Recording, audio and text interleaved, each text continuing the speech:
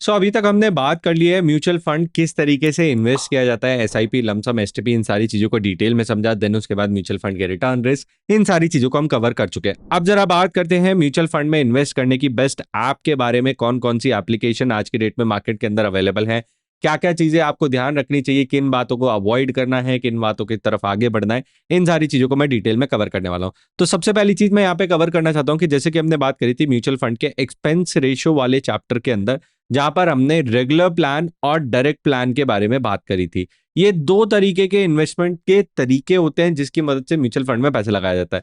सबसे पहला होता है रेगुलर प्लान, जहां पर आप किसी ब्रोकर या फिर बैंकर या फिर किसी मीडिएटर, जिसको डिस्ट्रीब्यूटर भी बोला जाता है, उसके थ्रू आप म्यूचुअल फंड के अंदर इन्वेस्ट कर रहे होते हो। यहां पर एक्सपेंस रेशियो थोड़ा सा ज्यादा होता है और उसके बदले में वो ब्रोकर बैंकर आपको कुछ ना कुछ सर्विसेज प्रोवाइड करता है। तो जब आप म्यूचुअल फंड में पैसे लगाने के बारे में सोच रहे हो तो आपको कोई बैंक का एम्प्लॉय भी बोल सकता है कि आप हमारे प्लेटफॉर्म के थ्रू इन्वेस्ट करें, बैंक के ऐप के थ्रू पैसा लगाएं म्यूचुअल फंड में, आपको आसानी से रिटर्न्स देखने को मिलेंगे। कई बार वो आपको बताएंगे कि हम रेगुलर प्लान में पैसा लगवा रहे हैं, कई बार वो नहीं बताएंगे, बट आपको ये चीज ध्यान रखनी है कि बैंक के ऐप से अगर आप इन्वेस्ट कर रहे हो तो आपको रेगुलर प्लान ही मिलने वाले हैं। Second option net banking. कई बार इन्वेस्टर होता है कि अपनी नेट बैंकिंग यूज कर रहा है किसी ट्रांजेक्शन को करने के लिए, वहां पर उसने देखा कि एक इन्वेस्ट वाला ऑप्शन देखने को मिल रहा है, उस इन्वेस्ट वाले ऑप्शन में जाके उसने देखा यहाँ पर उसको एक म्यूचुअल फंड का सेगमेंट देखने को मिल रहा है। इसमें सारी स्कीम्स देखने को मिल जाती है। भले ही आप आईसीआईसीआई के प्लेटफॉर्म को यूज कर रहे हो तो आपको एचडीएफसी, एसबीआई, सारी कंपनीज के म्यूचुअल फंड देखने को मिल जाएंगे। अगर आप एचडीएफसी का यूज कर रहे हो तो तब भी आपको ये ऑप्शन देखने को मिलता है।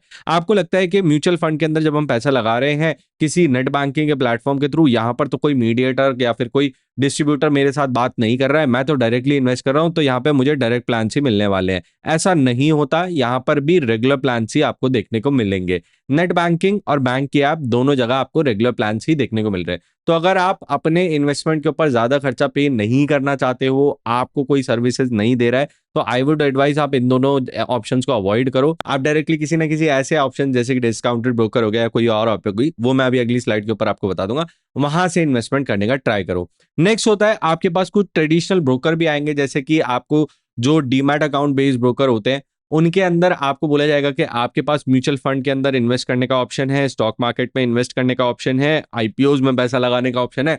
सारी चीजें आपको एक ही जगह पे मिल जाएंगी। हमारे साथ अकाउंट को ओपन कराइए और उसके थ्रू इन्वेस्टमेंट कर लीजिए। यहां पर भी 90% ऑफ द टाइम जो ब्रोकर है, जो ट्रेडिशनल ब्रोकर है, वो आपको रेगुलर प्लान्स में ही पैसा लगाने के लिए बोल रहा होगा। तो इस रीजन की वजह से मैं आपको बोल रहा हूं कि अगर आपको कोई सर्विस नहीं दे रहा है, आपके लिए portfolio planning, tax efficiency, statement देना, ये सारी चीजें करना अगर कोई नहीं कर रहा है, तो रेगुलर प्लान्स के अंदर पैसे लगाने का कोई पॉइंट नहीं है, आप फालतू में ज्यादा एक्सपेंस रेशियो पे करोगे। नेक्स्ट चीज, जो इन्वेस्टर चाहते हैं कि भाई हम डायरेक्ट प्लान्स के अंदर अपना पैसा लगाए, खुद से अपनी इन्वेस्टमेंट को मैनेज करें, उन सभी इन्वेस्टर के लिए तीन ऑप्शन मार्केट के अंदर अवेलेबल है। सबसे पहला है कि आप डायरेक्टली म्यूचुअल फंड कंपनी की वेबसाइट पे जाके इन्वेस्टमेंट करें। यहाँ पे मैंने एक एग्जांपल लिया है hdfcfund.com का। यहाँ पर आप ध्यान से देखो, इसके नाम के आगे फंड लिखा हुआ है, यहाँ पे कहीं भी बैंक नहीं लिखा हुआ है। अगर आप एचडीएफसी बैंक की या hdfc.com के ऊपर जाओगे तो वहां पे आपको वो डायरेक्टली बैंक की वेबसाइट के ऊपर लेके जाएगा। अगर आप एचडीएफसी फंड टाइप करोगे, आईसीआईसीआई प्रूडेंशियल, एएमसी टाइप करोगे, एसबीआई म्यूचुअल फंड टाइप करोगे, तो तब जाके आपको डायरेक्टली म्यूचुअल फंड कंपनी की वेबसाइट पे लेके जाएगा। उसमें आपको रेगुलर और डायरेक्ट दोनों ऑप्शंस देखने को मिलते हैं। स्कीम नेम के आगे ये चीज लिखी होगी क्लियरली कि आप किस प्लान के अंदर पैसा लगा रहे हो। तो आपको इस बात का ध्यान रखना है कि आप रेगुलर में लगा रहे हो या डायरेक्ट में लगा रहे हो, उसके हिसाब से अपनी इन्वेस्टमेंट को करना है। सेकंड ऑप्शन आपके पास आता है एमएफ सेंट्रल। ये एक ऐसी ऐप है जो कि कैम्प्स और केफिन इन दोनों ने मिलकर डेवलप करी है, जिसके अंदर आपको अपना केवाईसी करा के डायरेक्टली रेगुलर और डायरेक्ट प्लान दोनों देखने को मिल जाते हैं। यहां पर फायदा क्या है, यहां पर आपको सिर्फ एचडीएफसी म्यूचुअल फंड कंपनी के ही फंड्स देखने को मिलेंगे। यहां पे आपको सारी की सारी 42 कंपनीज के जितने भी म्यूचुअल फंड है, तकरीबन 3,500 के आसपास म्यूचुअल फंड स्कीम्स है, वो सारी की सारी देखने को मिल जाएंगी। तो इस रीजन की वजह से मेरा जो पर्सनल चॉइस है वो यही रहता है। नेक्स्ट मैंने एक और चीज करी हुई है कि मैंने डिस्काउंटेड ब्रोकर के पास भी अकाउंट खुलवाया हुआ है, जिसको बोलते हैं डीमैट अकाउंट, जिसके अंदर शेयर ट्रेडिंग अकाउंट आ जाता है। अब म्यूचुअल फंड में इन्वेस्ट करते टाइम एक होता है एसओए फॉर्मेट, जिसको स्टेटमेंट ऑफ अकाउंट बोला जाता है।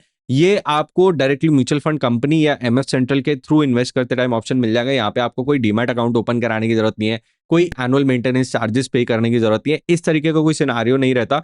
जबकि आप डिस्काउंटेड ब्रोकर के पास इन्वेस्टिंग करते हो तो यहाँ पे आपको डीमैट अकाउंट ओपन कराने की जरूरत होती है।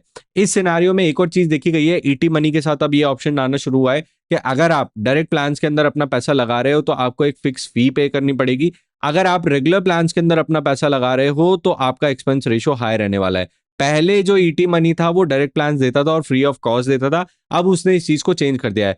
अभी बाकी जैसे पेटीएम मनी हो गया या जीरोदा हो गया, ग्रो हो गया, अपस्टॉक्स हो गया, ये सारे डायरेक्ट प्लान्स को अभी भी फ्री ही ऑफर कर रहे हैं, बट इन फ्यूचर हो सकता है कि ये भी ईटी मनी की तरह कोई अपना प्लान ओपन कर ले। तो इस तरीके के थोड़े से न्यूआंसेस रहते हैं म्यूचुअल फंड में पैसा लगाते टाइम।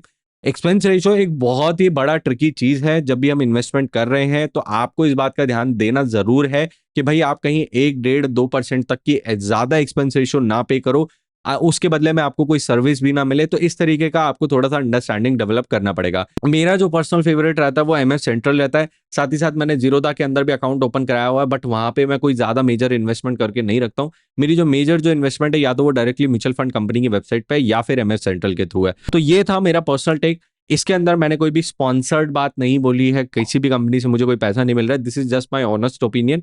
इसके अलावा आप जिस भी प्लेटफॉर्म के थ्रू अपनी इन्वेस्टिंग कर रहे हो उसको तो कमेंट सेक्शन के अंदर मेंशन कर ही सकते हो। साथ ही साथ हमारी इस म्यूचुअल फंड कोर्स की सीरीज के अंदर बने रहो ताकि इस सीरीज के खत्म होने तक आप एक इन्फॉर्म्ड म्यूचुअल फंड इन्वेस्टर जरूर बन जाओ।